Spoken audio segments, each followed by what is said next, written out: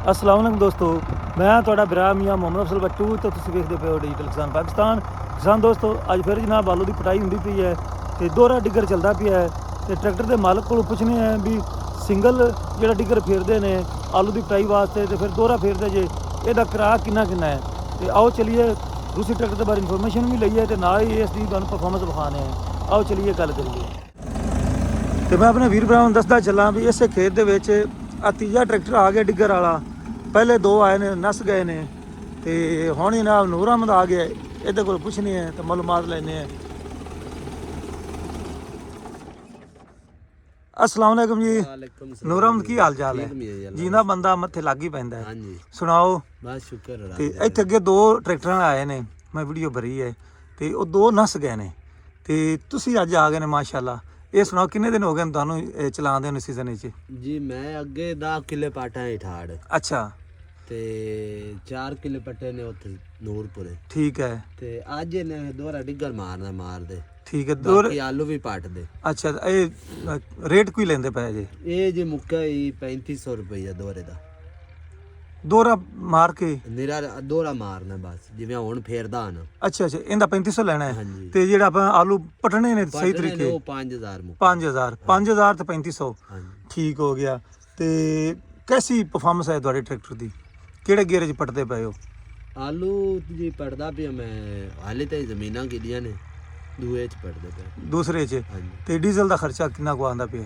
Diesel ਦਾ ਆਉਂਦਾ ਪਿਆ ਜੀ ਤਕਰੀਬਨ 2000 ਰੁਪਈਆ। ਤੇ ਇਹ ਦੋਹਰੇ ਤੇ ਜਾਂ ਸਿੰਗਲ ਤੇ? ਨਹੀਂ ਜੀ ਸਿੰਗਲ ਤੇ। ਸਿੰਗਲ ਤੇ ਦੋਹਰੇ ਤੇ ਕੋਈ 500 ਘੱਟ ਹੋ ਜਾਂਦਾ ਹੈ? ਹਾਂਜੀ ਘੱਟ ਹੋ ਗਿਆ। ਤੇ ਚਲੋ ਠੀਕ ਹੋ ਗਿਆ, ਮਿਹਰਬਾਨੀ। ਤੇ 10 ਕਿੱਲੇ ਪਟ ਲੈਣਾ ਆਪਾਂ ਨੇ। ਇਹ ਟਰੈਕਟਰ ਕਿਹੜਾ ਮਾਡਲ ਹੈ? ਇਹ 7 ਜੀ। कैसा चलता पिया? सोन बेहतरीन मतमेन हो। हाँ जी। चलो। ਤੇ ਜ਼ਮੀਨ ਜਿਹੜੀ ਗਿੱਲੀ ਹੁੰਦੀ ਹੈ ਇਹਦਾ ਕੋਈ ਨੁਕਸਾਨ ਟਰੈਕਟਰ ਵਾਲੇ ਨੂੰ ਹੈ ਕਿ ਮਾਲਕ ਨੂੰ ਵੀ ਹੈ? ਮਾਲਕ ਵੀ ਨੁਕਸਾਨ ਹੈ ਤੇ ਟਰੈਕਟਰ ਵਾਲੇ ਨੂੰ ਨੁਕਸਾਨ। ਮਾਲਕ ਨੂੰ ਕਿੰਜ ਨੁਕਸਾਨ ਹੈ? ਮਾਲਕ ਨੂੰ ਇਹ ਨੁਕਸਾਨ ਹੈ ਵੀ ਆਲੂ ਥੱਲੇ ਆਉਂਦੇ ਨੇ ਮਗਰ ਜ਼ਮੀਨ ਉਸ ਤਰ੍ਹਾਂ ਖੁੱਲਦੀ ਨਹੀਂ ਤੇ ਨਾ ਵਿੱਚੋਂ ਜਾਲ ਦੇ ਹੇਠਾਂ ਛਿੰਡਦੀ।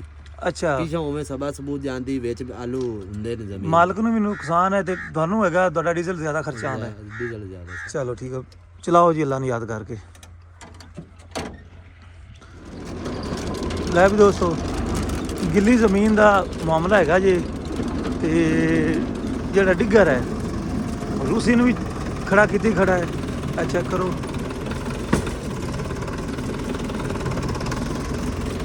ਆਲੂ ਨਿਕਲਦੇ ਤਾਂ ਪਏ ਨੇ ਲੇਕਿਨ ਉਸ ਪੋਜੀਸ਼ਨ ਨਾਲ ਨਹੀਂ ਨਿਕਲਦੇ ਪਏ ਜਿਵੇਂ ਨਿਕਲਣੇ ਚਾਹੀਦੇ ਨੇ। ਤੇ ਪਿਛਲੇ ਹਿੱਸੇ ਦੇ ਜਨਾਬ ਗਿੱਟੇ ਗੋਡੇ ਜਿਹੜੇ ਨੇ ਇਹ ਨਵੇਂ ਪਵਾ ਲੈਣ। ਨੂਰ ਅਹਿਮਦ ਨੇ पिछली वीडियो पिछले साल तो देखा हो गए असल में बेकार है सर, लेकिन कुछ बेहतर।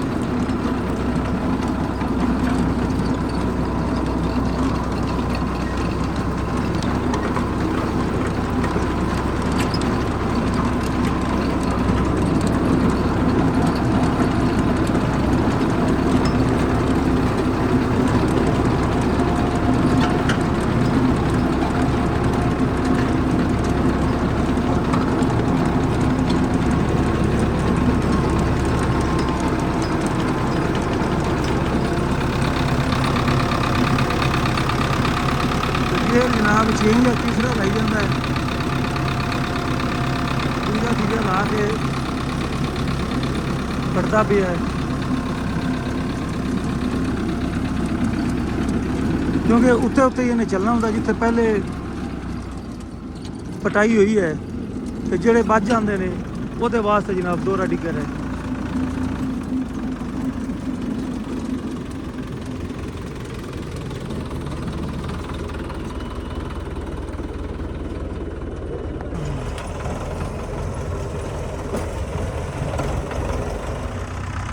ਤੇ ਮੈਂ ਆਪਣੇ ਵੀਰ ਭਰਾ ਨੂੰ ਦੱਸਦਾ ਚੱਲਾਂ ਵੀ ਰੂਸੀ ਟਰੈਕਟਰ ਵੀ ਅੱਗੋਂ ਇਸ ਵਾਸਤੇ ਉਠਿੰਦਾ ਪਿਆ ਵੀ ਜ਼ਮੀਨ ਜਿਹੜੀ ਹੈ ਗਿੱਲੀ ਹੈ, ਜਿਹਦੀ ਵਜ੍ਹਾ ਨਾਲ ਜਿਹੜਾ ਡਿੱਗਰ ਹੈ ਉਹ ਮਿੱਟੀ ਨਾਲ ਭਰਿਆ ਜਾਂਦਾ ਹੈ ਤੇ ਮਿੱਟੀ ਨਾਲ ਜੰਮ ਜਾਂਦੀ ਤੇ ਉਹਦਾ ਵਜ਼ਨ ਵੱਧ ਜਾਂਦਾ ਤੇ ਟਰੈਕਟਰ ਦਾ ਵਜ਼ਨ ਘੱਟ ਹੋ ਜਾਂਦਾ ਹੈ। ਆਹ ਦਾ ਹਿਸਾਬ ਕਿਤਾਬ ਚੈੱਕ ਕਰ ਲਓ, ਆ ਵੇਖ ਲਓ ਮਿੱਟੀ ਦਾ ਹਾਲ ਹੈ।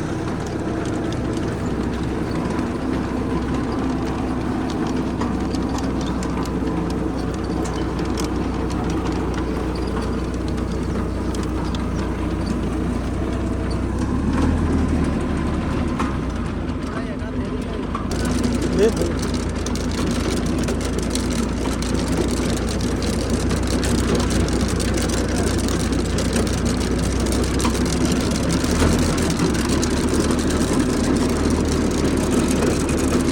ਹੈਲਪ ਕਰਾਉਂਦੇ ਪਏ ਬਈ।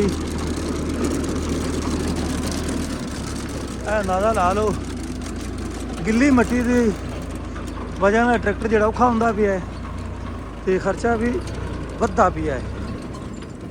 ਲੇਕਿਨ ਨੂਰਾ ਬਾਈ ਜਿਹੜੇ ਨੇ, ਨੂਰ ਅਹਿਮਦ 3500 ਦੋਹਰੇ ਦਾ ਤੇ 5000 ਇੱਕ ਹੋਰੇ ਸਿੰਗਲ ਦਾ।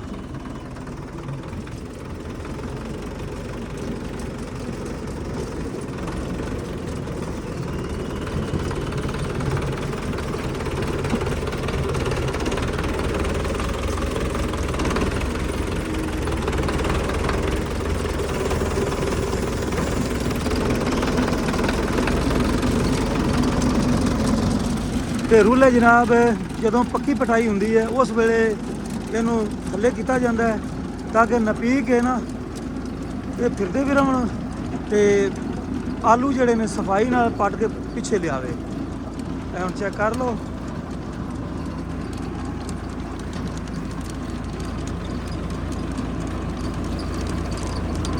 ਕਹਿੰਦਾ ਵੀ 2000 ਰੁਪਇਆ ਕਿੱਲੇ ਦਾ ਖਰਚਾ ਆਉਂਦਾ ਹੈ।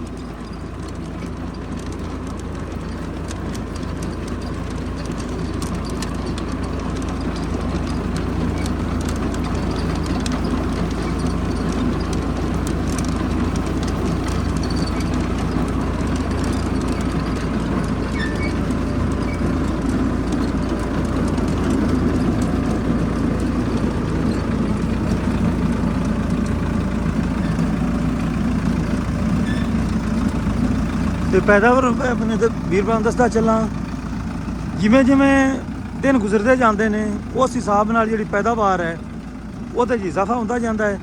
ਪਹਿਲੇ ਨਿਕਲਦੀਆਂ ਰਹੀਆਂ ਨੇ 50 ਤੋਂ 60 ਬੋਰੀਆਂ ਤੇ ਹੁਣ ਨਿਕਲਦੀਆਂ ਪਈਆਂ ਨੇ 70 ਤੋਂ 75 ਬੋਰੀਆਂ।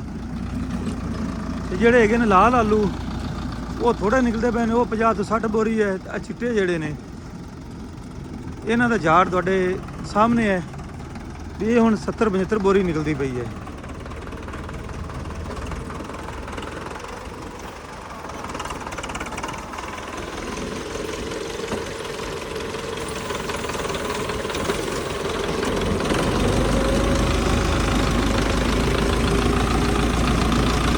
ਤੇ ਲੋਡ ਵਗੈਰਾ ਕੋਈ ਨਹੀਂ ਭਾਈ ਬਿਲਾ ਰਸਤੇ ਕਿਸੇ ਕਿਸਮ ਦਾ ਵੀ। ਤੇ ਤੀਜਾ ਗੇਅਰ ਲਾਈ ਜਾਂਦਾ ਜੀ।